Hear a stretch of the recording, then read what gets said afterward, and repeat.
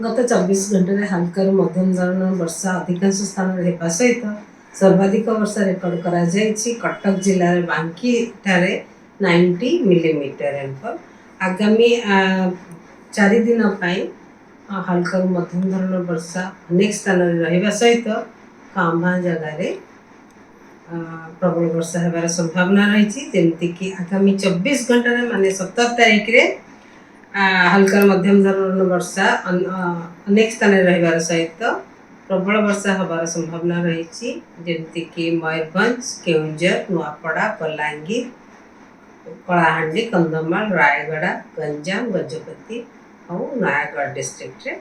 काली जदि देखा 18 तारीख रे हल्का मध्यम धरण वर्षा होगा सहित गोटे दिटा जगार प्रबल वर्षा होबार संभावना रही। जमीक सुंदरगढ़, झारसुगुड़ा, देवगढ़, संबलपुर, केउंझर एवं मयूरभंज जिले में पहर दिन माने 19 तारीख रे भी हल्का मध्यम धरण वर्षा अनेक स्थान रही सहित कांभा जगार प्रबल वर्षा रही संभावना रही। जमीक सुंदरगढ़, झारसुगुड़ा, बरगढ़, संबलपुर, देवगढ़ एवं केउंझर जिले में 20 तारीख रे भी प्रबल वर्षा गोटे कि दुईटा स्थान रही संभावना रही। जमीक बरगढ़, संबलपुर, झारसुगुड़ा आउ सुंदरगढ़ जिले में।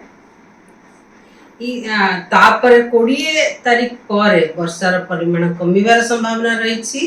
21-22 तारीख रे मोस्टली किछि किछि स्थान रे हल्का मध्यम धरण वर्षा रही संभावना अच्छी। ता सहित प्रबल वर्षा होबार विशेष संभावना नहीं। ये जो आगामी 4 दिन जो वर्षा होबार संभावना रही तार कारण रहा कि गोटे लो प्रेशर सिस्टम जे कि साउथ बांग्लादेश आउ ता पाखापाखी एरिया रे रही आउ तार हाइट एक्सटेंड होची 7.6 kilometre above mean sea level आउ जोटा कि टिल्ट करची southward with respect to height.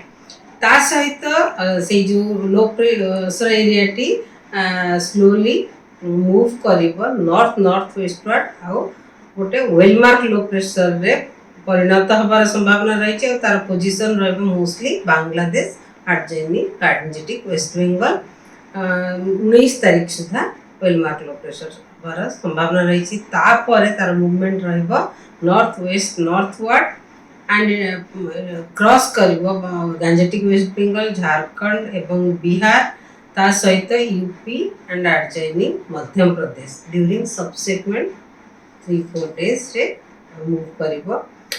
एबे जदि देखिबा हमर टोटल वर्षा हेची 680 मिलीमीटर जमीक नॉर्मल वर्षा होबार थिला 760 मिलीमीटर। एबे भी हमर negative departure percentage departure negative side रे अछि 10% नेगेटिव डिपार्चर रही।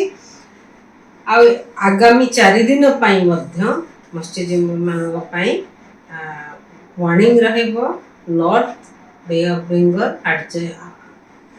ऑफ ओडिशा कोस्ट रे रहइबो आगामी 4 दिन पई फिशरमैन।